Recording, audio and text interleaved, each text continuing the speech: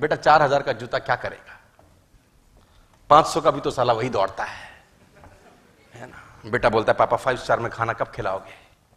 बाप बोलता है बेटा जिसकी हराम की कमाई होती है ना वो 5 स्टार में खाना खाते हैं। तेरे बाप के पास कोई हराम की कमाई थोड़ी है। क्या ये सच बोल रहा है बाप? अपनी नाकामयाबी छुपाने के लिए ये ड्रामा अपने बच्चों के सामने 90% भारतीय करते हैं। क्या 100% लोग जो 5 स्टार में खाना खाते हैं हराम की कमाई से खाते हैं क्या? नो। अब वो कंफर्टेबल सिचुएशन में जब उसको डाला जा रहा है, उसको बोला अब कूद, अब 6 से 10 नेटवर्क मार्केटिंग कर, अब जाके कुछ प्लान दिखा। लेकिन अपने को क्या लगता है, ठीक है ना, एक तरीके को क्रेडिट हो गया, ज्यादा सपने नहीं है बोला हमारे। और कहानी गड़बड़ कब होती है दोस्त? तब जब होता है ये, if you taste success you get trapped in comfort zone. जैसे जैसे सफलता मिलनी शुरू होती है आप ट्रैप में फंस जाते हैं। कैसे? पहले हमारे घर में कूलर नहीं था, फॉर एग्जाम्पल, पहले कूलर नहीं था, कूलर आया, अब आराम हुआ कि नहीं हुआ, कंफर्ट मिला कि नहीं मिला? भाई पहले कूलर नहीं था, कूलर आया तो कंफर्ट मिला।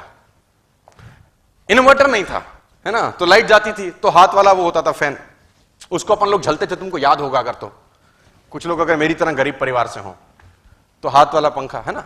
फिर इन्वर्टर लग गए तो लाइट कैसे जाती है आजकल बच्चों को नहीं पता। भाई आजकल बच्चों को तो पता ही नहीं कि लाइट कैसे जाती है, पंखा बंद कैसे होता है, पता है आजकल बच्चों को? नहीं। हमारे टाइम पे तो साला रात को 1 बजे है वो कूलर चलते कहते, हमने कहा स्यापा साला ये फिर बंद हो गया, है ना। हमारे टाइम में ऐसा होता था कि अब तो साला ऐसा कुछ नहीं है। तो जैसे कंफर्ट आया, जिंदगी कंफर्टेबल हुई, कूलर से एसी में आए, हम लोग थोड़ा सा ढीला हो गए यार। जैसे जैसे आपने सफलता अर्जित करी, जैसे आप बस से बाइक में आए, बाइक से गाड़ी में आए, आपने अपना जो एक्सीलेटर पर पैर था वो पंजा धीरे धीरे कम करना चालू कर दिया। सफलता ने आपको कंफर्टेबल जोन में डाल दिया सर। सफलता आपको कंफर्टेबल जोन में धकेल देती है और ये एक ऐसा ट्रैप है जिसमें 90% लोग फंस जाते हैं, साइलेंटली पता भी नहीं चलता उनको। जैसे जैसे सक्सेसफुल होते जाते हैं वैसे वैसे कंफर्टेबल होते जाते हैं। मैं कहता हूं नहीं नहीं, मेरा फिलॉसफी अलग रहा 14-15 साल का। मैं जैसे जैसे सक्सेसफुल हुआ मैंने कंफर्टेबल की सिचुएशन की जगह चैलेंजिंग सिचुएशन को अडॉप्ट किया। जैसे जैसे मैं कंफर्टेबल हुआ मैंने चैलेंजिंग सिचुएशंस को अडॉप्ट किया। फॉर एन एग्जांपल, मेरे पास स्कूटर नहीं था तो मैंने स्कूटर लिया, मेरे पास स्कूटर के बाद गाड़ी नहीं थी तो मैंने गाड़ी ली, मेरे पास गाड़ी लेने के बाद घर नहीं था तो मैंने घर लिया। मैंने क्या किया, मैंने अपनी जिंदगी में एक बोझ बढ़ाया। हमेशा मेरी सफल होने का मुझसे कभी कभी बहुत सारे लोग पूछते हैं इतना काम क्यों करता है रे बावले, लगा हुआ है सुबह से रात तक, इधर फ्लाइट पकड़ता है, उधर जाता है, उधर से उतरता है, इधर उतरता है। इंडिगो में नीता अंबानी के बाद फ्लाई करने वाला मैं ही आदमी हूं। इंडिगो एयरलाइंस में 2nd नंबर पे फ्लाई करता हूं मैं। तो लोग बोलते हैं इधर से उड़ता है उधर आता है, एयरपोर्ट वाले बोलते हैं तेरे पे और कोई काम नहीं, उड़ता उतरता उड़ता उतरता उड़ता उतरता। तो हमने कहा सिंपल फिलॉसफी है, रॉकेट से पूछो क्यों तेज चलता है, तो रॉकेट बोलता है तेरे पिछवाड़े में लगेगी तो तुझे पता चलेगा क्यों तेज चलता है। रॉकेट से पूछो, जहाज पूछता है उससे कि तू इतना तेज, उसने बोला तेरे पिछवाड़े में लगा आग, तो तू भी हमसे तेज चलेगा। लेकिन जहाज पिछवाड़े में नहीं लगाता, रॉकेट पिछवाड़े में। तो पिछवाड़े की आग को मैं बोलता हूं liabilities. Take some liabilities in your life my dear friends.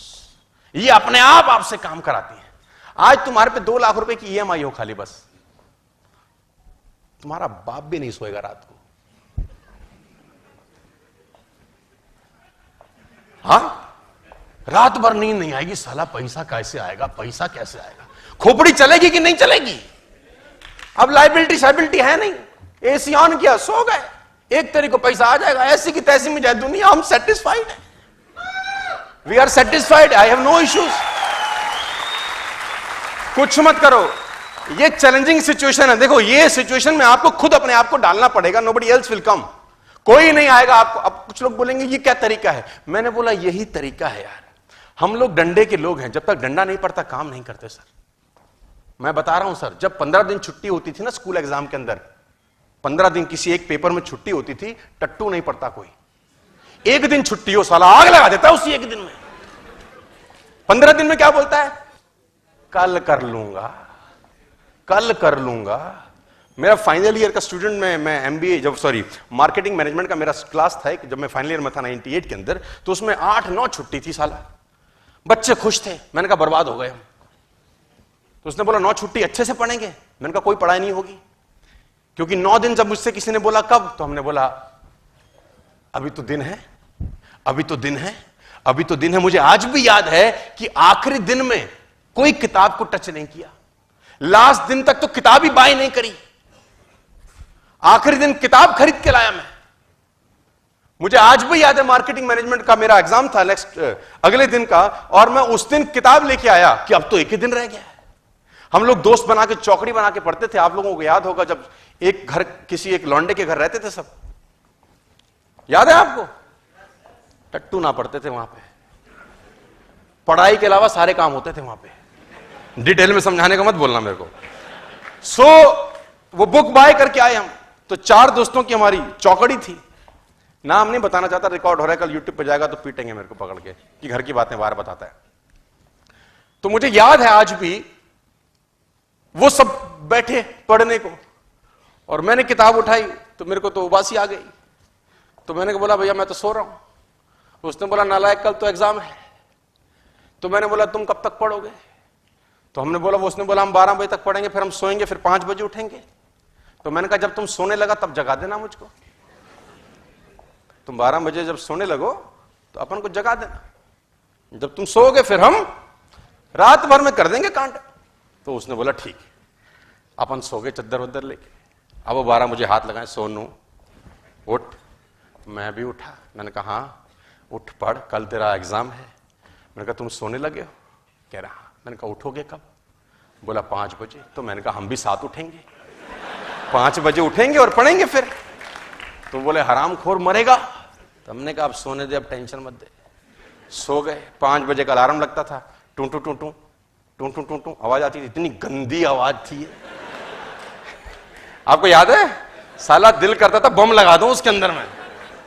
उस आवाज ने दिलो दिमाग पे ऐसा आतंक मचा रखा था। अब 5 बजे वो अलार्म बजे। अब ये सब उठे, मेरे को उठाया, सोनू उठ, तू उठ। मैं भी उठा। मैंने कहा हाँ। कह रहा पढ़ ले, हम रिवीजन कर रहे हैं।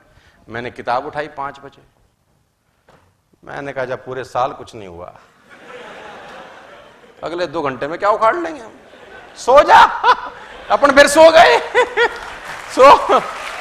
तो